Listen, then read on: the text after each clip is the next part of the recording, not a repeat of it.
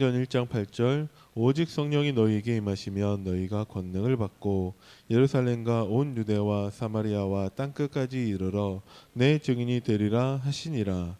사도행전 4장 12절 다른 이로서는 구원을 받을 수 없나니 천하 사람 중에 구원을 받을 만한 다른 이름을 우리에게 주신 일이 없음이라 하였더라.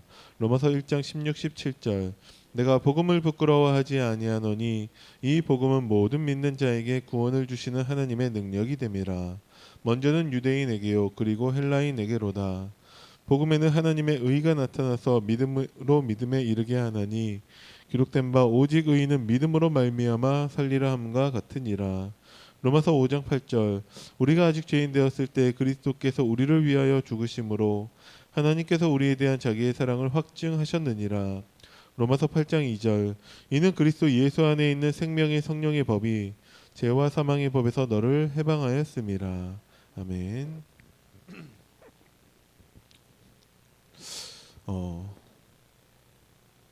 우리가 살면서 수많은 문제를 당하는데 진짜 문제가 무엇이냐? 구원받은 하나님의 자녀에게는 하나님은 문제가 아니라고 하시는데 내가 문제 삼고 있는 것이 문제가 됩니다. 이 말은 하나님께서 왜 문제가 아니라고 하시냐? 문제 맞아요. 전에도 말씀드렸지만 우리가 호흡을 하는 것조차 우리 몸에는 스트레스라고 합니다. 왜냐하면 내 몸에 이물질이 들어오는 것이기 때문에. 그런데 그럼 숨 쉬지도 말라는 얘기냐? 숨도 안 쉬고 어떻게 사냐?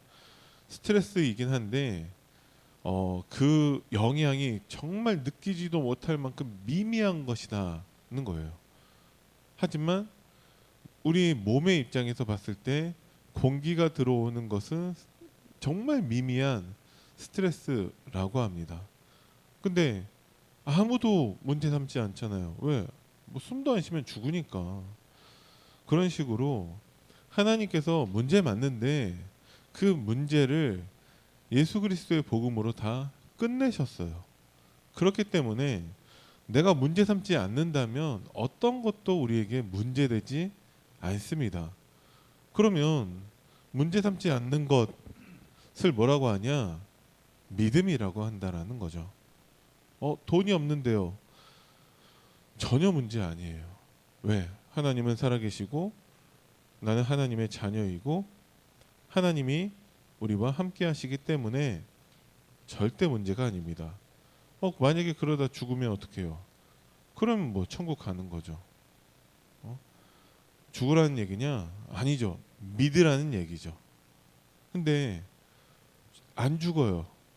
근데 문제는 안 믿어요. 사탄은 우리에게서 믿음을 빼앗아 갑니다. 심지어 예수님까지도 사탄이 시험하죠. 어떻게 시험하냐? 말씀을 가지고서 예수님을 시험하고 있습니다. 그 정도로 사탄은 우리에게서 믿음을 빼앗아가고 당연히 기도 응답이 없죠. 그 믿음을 빼앗아가는 방법이 무엇이냐? 하나님의 기준과 다른 세상 기준으로서 우리가 생각하고 판단하고 살도록 만들고 있습니다. 우리가 신앙생활하면서 진짜 생각해 봐야 되는 것 중에 한 가지가 우리나라에 오랫동안 있었던 사상인 유교 사상, 그것이 복음적인 것인가에 대해서 생각해 봐야 됩니다. 어른들의 말은 무조건 다 맞냐? 아니에요. 하나님의 말씀만 맞습니다. 어른들의 말이 틀릴 수 있다라는 증거들은 성경에 너무나 많이 나와요. 다윗이 골리앗이 쳐들어왔을 때 아버지의 심부름을 받아서 그 전쟁터에 가게 되었는데 그 어른들은 뭐 하고 있냐? 두려워서 싸우지도 못하고 있어요. 어린 다윗이 골리앗 앞에 나가려고 하니까 어른들은 엉뚱한 얘기나 하고 있다라는 거죠. 네가 어려서부터 교만해가지고 또 전쟁터에 뭐 구경하러 왔냐? 그게 형들의 말이에요. 어찌 이유가 없겠습니까? 그러면 어른들의 말 들을 필요 없다라는 얘기를 하는 게 아니잖아요. 우리가 복음 안에서 유교 사상으로 가지고 있는 것이 틀린 것일 수도 있어요. 그럼 그게 절대적인 기준이 돼서는 안 된다라는 거죠. 그럼 어쩌라는 거냐? 하나님의 말씀이 기준이 되어야 합니다. 그러면 하나님의 말씀에서는 어른들의 말을 무시해도 됩니다라고 말씀하고 계시냐? 절대 그렇지 않죠. 그런데 그게 뒤섞여 있어가지고 특히 어린 렘넌트들에게 어른 중직자나 어른 부모님들이 잘못된 복음의 기준으로 대할 수도 있다는 것이죠. 그러면 그것은 반드시 사탄에게 틈이 됩니다. 그것이 어린 렘넌트들에게 상처가 될 수 있다라는 거죠. 왜 그러냐? 복음을 가지고 있는 사람들은 안다라는 거예요. 저거 복음도 아닌데 왜 저렇게 하시지? 그러면 나도 그렇게 해도 되는구나 라고 생각할 수 있다는 거죠. 그런 식으로 우리가 잘못된 복음의 기준들이 들어갈 수 있다라는 거예요. 자, 우리는 그러면 어떻게 해야 되냐? 하나님이 우리에게 주신 것으로만 나의 것을 만들어야 됩니다. 다른 것들은 다 내버려야 돼요. 이전 것은 지나갔으니 보라 새 것이 되었도다. 그래서 우리가 끊임없이 복음 아닌 잘못된 기준들은 다 내버려야 되는 것이고 오직 하나님의 말씀으로 정확한 올바른 기준들을 세워 나가야 되는 것입니다. 자, 하나님은 우리에게 흑암 세력을 깨트리는 권세를 주셨어요. 하나님의 아들이 나타나신 것은 마귀의 일을 멸하려 하신 것입니다. 왜 그러냐?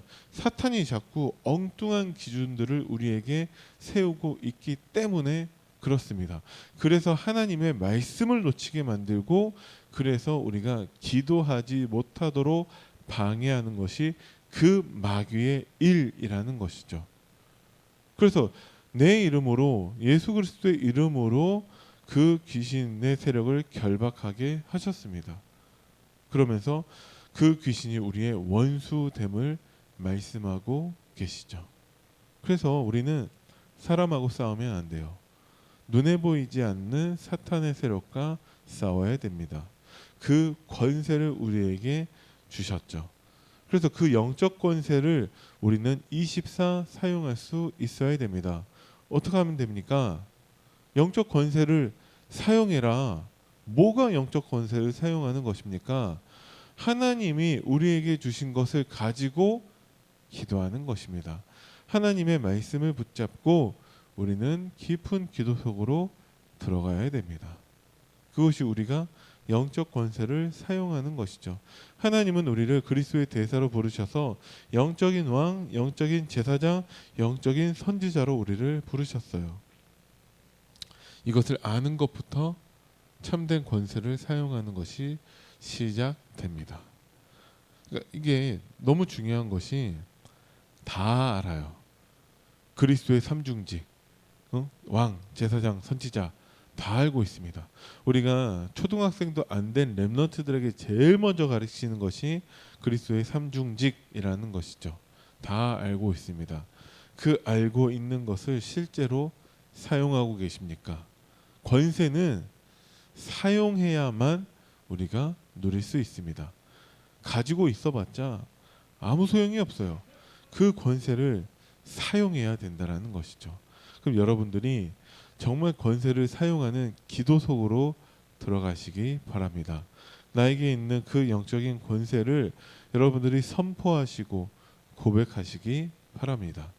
또한 하나님께서 우리를 영적인 종으로 세우셨는데 하나님이 하나님의 말씀을 붙잡은 모든 사람의 삶을 책임지십니다. 지금도 하나님은 책임지고 계시는 거예요.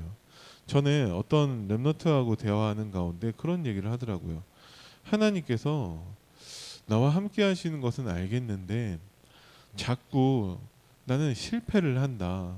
취업을 하려고 하는데 어디에서 이제 떨어지기도 하고 되는 일이 없다. 하나님이 내 삶을 책임지시는 게 맞냐고 물어보더라고요. 그래서 맞다고 얘기를 했습니다. 하나님이 모세의 삶을 완전히 책임지신다. 언제부터 책임지셨냐? 그 출생에서부터 하나님 책임지셨다. 그래서 그 어린 유대인들 남자아이가 태어나면 죽여야 되는 그 시대 상황 속에서 하나님은 요게벳의 마음에 그 아이의 모습을 아름다운 모습을 보고 그 아이를 살릴 마음을 주셨다. 요게벳이 한 것이 아니라 하나님이 하신 것이다. 그래서 모세의 출생에서부터 살리셔서 갈대상자 보내셔서 하나님이 그 애굽의 왕자가 되게 해서 40년 동안 애굽 왕궁에서 자라게 하시는 것을 하나님이 책임지셨다. 하나님의 시간표가 돼서 히브리 사람을 이제 괴롭히는 애굽 사람을 죽이고 도망쳐서 미디안 광야에 있으면서도 하나님은 책임지셨다. 거기에서 결혼하게 하시고 거기에서 목동을 하고 있으면서 거기에서 창세기를 기록하게 하셨다. 우리는 마치 모세가 80세부터 호렙산 언약을 붙잡은 이후에 출애굽과 광야 생활만 하나님이 책임지셨다라고 생각할 수 있는데 아무것도 안 되고 실패만 하고 가진 것도 없고 누가 봐도 지탄할 만한 정말 그 망한 인생을 산 80세까지의 모세를 하나님이 인도하시고 책임지신 거예요. 그럼 왜 망했냐? 망하는 시간표이기 때문에 그렇습니다. 언제까지 망하냐? 80세 호렙산 언약 붙잡을 때까지는 망해야 되는 거예요. 근데 우리가 하나님이 책임지신다고 하니까 부자가 되고 승승장구하고 병에서 다 낫고 그것이 우리는 하나님이 책임진다라고 생각을 하고 있어요. 그게 뭐냐? 세상 기준이에요. 하나님의 기준은 스데반의 일로 인하여 일어난 환란으로 말미암아 흩어진 것을 말씀하고 계세요. 왜 흩어졌냐? 복음 전하지 않으니까 하나님이 흩어져서 각지에서 모든 민족 이방인들에게까지도 하나님의 복음을 전하라는 것입니다. 우리가 진짜 복음을 안다면 하나님께 할 것이 진정한 감사밖에 없어요. 하나님이 우리를 구원하셨죠. 하나님이 지금도 말씀으로 인도하고 계세요. 그래서 우리는 그 말씀 붙잡고 기도하면 됩니다. 그럼 바울이 훌륭한 사람이 아니라 그 바울의 인생을 하나님이 모두 책임지고 계신다라는 것이죠. 바울만 그러는 것이 아니라 하나님이 지금 우리도 책임지고 계세요. 어떻게 하나님이 책임지고 계시냐? 하나님의 말씀으로 인도하고 계십니다. 복음 가진 자를 말씀으로 인도하고 계시는 거예요. 그래서 우리는 그 말씀에 집중해야 되고 그 말씀에 우리는 말씀으로 인도받아야 돼요. 말씀을 정리해야 되죠. 말씀을 묵상하셔야 됩니다. 우리의 체질이 말씀이 아닌 세상 기준에 더 익숙하기 때문에 틈만 나면 자꾸 세상 의지하려고 하고 다른 것을 하기 때문에 우리는 말씀에 집중해야 됩니다. 하나님의 말씀을 안 믿는 자에게 벌을 주신다라고 오늘 19절에 말씀을 하셨죠. 뭐가 하나님을 안 믿는 거냐? 말씀을 들었는데 주일날 말씀을 강단 말씀을 듣죠. 말씀을 들었는데 아무것도 안 한다. 하나님 벌을 내리실 것입니다. 왜 그러냐? 말씀이라는 게 그냥 가만히 말씀 듣고 있는 것을 얘기하지 않아요. 그 말씀에는 반드시 행함이 들어가 있습니다. 그래서 렘넌트들이 하나님 말씀 받고 가만히 있었냐고요. 모세는 하나님 그 바로왕 앞에 나아갔어요. 장로들에게도 그것을 다 전달했어요. 너는 누구 이름으로 그 얘기를 하고 있는 거냐? 하나님 스스로 계신 자가 나를 보내신 것이다. 말했죠. 그리고 나서 모세는 하나님이 말씀하신 것에 따라 다 순종하고 실천한 자입니다. 모든 렘넌트들이 다 그렇다라는 거예요. 마치 사람들이 말씀을 받는 것과 실천하는 것이 다른 거라고 생각을 해요. 믿음 안에는 다 들어가 있는 것입니다. 우리가 하나님 말씀을 받는 것도 믿음이고 그 말씀을 실천하는 것도 믿음이에요. 다른 것이 아니에요. 말씀을 받았는데 아무것도 안 하고 있다. 그거는 하나님의 벌 앞에 서 있는 것입니다. 그래서 되는 일이 없는 거예요. 자, 하나님은 교회의 주인이십니다. 우리의 주인 되시죠. 그러면 우리는 그 주인 되신 하나님이 하신 말씀을 다 행해야 되는 것입니다. 우리가 뭘 해야 되냐? 아니에요. 하나님이 하실 거예요. 어떻게 하시냐? 말씀을 통해서 하십니다. 그래서 우리에게 무엇을 해야 될지를 구체적으로 정확하게 하나님이 말씀하고 계시는 것이죠. 우리가 들었던 많은 그 증인들의 삶을 보면은 하나님이 다 하셨습니다. 나는 말씀에만 집중했을 뿐입니다. 근데 그 말씀에 집중하지 않는 사람들이 도대체 뭘 해야 됩니까? 그것부터 물어보고 있어요. 뭐 좀 자료 좀 주십시오. 그러고 있다라는 거죠. 그러니까 자꾸 다른 얘기를 하고 있다라는 것입니다. 자, 우리 하나님이 우리 주인이라면 우리는 그 영적인 종인 것이죠. 그래서 우리는 말씀에 순종해야 됩니다. 하나님은 지금도 우리에게 말씀을 주고 계시죠. 그래서 우리는 주일 강단 말씀을 집중해야 되는 거예요. 이거는 제가 써놓은 것이 아니에요. 유 목사님 말씀 가운데 기록된 그대로를 여러분들에게 보여주는 것입니다. 복음을 어떻게 누리냐?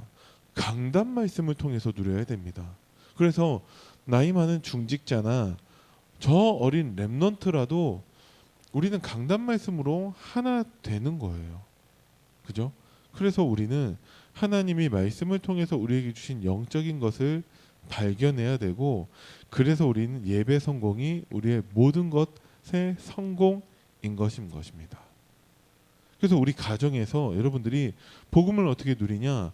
강단 말씀을 포럼하시고 강단 말씀 붙잡고 기도하시고 강단 말씀을 서로 나누는 예배 속에 인도받기를 바랍니다. 그게 성공이고, 그거 하는 것을 뭐라고 하냐? 다락방이라고 합니다. 나 혼자서라도 하나님 주신 강단 말씀에 집중하는 것, 그것을 다락방이라고 합니다. 자, 교회의 사명은 무엇이냐? 예배의 축복을 누려야 되죠. 특히 TCK와 우리 후대들에 대해서. 그래서 우리 후대들이 하나님이 주시는 달란트를 발견하게 도와줘야 됩니다. 하나님이 주시는 달란트는 예배를 통해서만 발견할 수 있습니다. 근데 예배를 실패하고 있다. 그 렘넌트는 모든 것을 다 놓치고 있는 것이죠. 왜 예배 실패하고 있냐?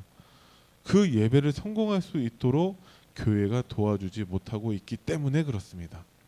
그죠? 자, 그리고 하나님이 주시는 달란트 안에서 전문성을 준비할 수 있게 도와줘야 되고, 그것을 현장에 적용할 수 있도록 도와줘야 됩니다. 아까 믿음이 우리가 말씀을 받는 것뿐만 아니라 이제 실천하는 것까지 된다라고 말씀드렸잖아요.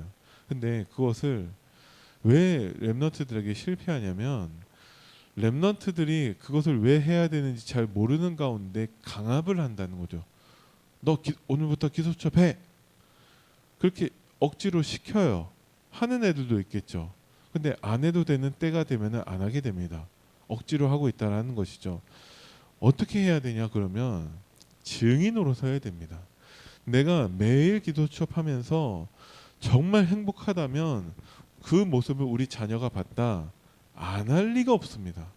그런데 증거를 본 적이 없어요. 증인이 없어요. 근데 억지로 시킨다라는 거죠. 야, 너 예배 드려.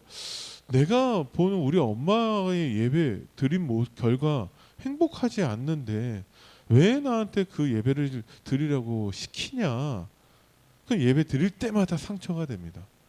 그러니까 우리가 증인으로 서야 된다라는 것이죠. 우리부터가 하나님 주신 달란트와 전문성, 그것이 현장에 적용하는 것을 우리가 증인으로 서야 된다는 것입니다. 하나님의 말씀이 단 한 가지라도 붙잡는 것, 그래서 응답받고 그 성취를 확인하는 것을 우리는 증인으로 보여줘야 되는 것입니다.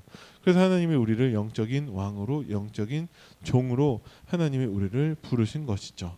그래서 여러분들이 진정한 감사를 회복하시고 하나님의 말씀을 실천하는 증인이 되어서 우리 후대들과 렘넌트를 살리는 그 모델적인 응답을 누리게 되기를 간절히 기도합니다. 살아계신 하나님, 은혜를 감사드립니다. 우리에게 주시는 하나님이 우리에게 주신 흑암 꺾는 권세를 날마다 사용케 하시고, 하나님이 우리에게 말씀을 통해서 인도하실 때에 그 말씀을 우리가 순종하는 영적인 종으로 설 수 있도록 주님이 축복하여 주옵소서. 렘넌트와 함께 하나님께 올바른 예배를 회복할 수 있도록 우리부터 먼저 예배 회복과 정말 예배 승리의 증인이 될 수 있도록 하나님이 축복하여 주옵소서. 감사를 드립니다. 우리 주 예수 그리스도 이름으로 기도드립니다. 아멘. 하늘에 계신 우리 아버지여, 이름이 거룩히 여김을 받으시오며 나라의 임하옵시며 뜻이 하늘에서 이루어진 것 같이 땅에서도 이루어지이다.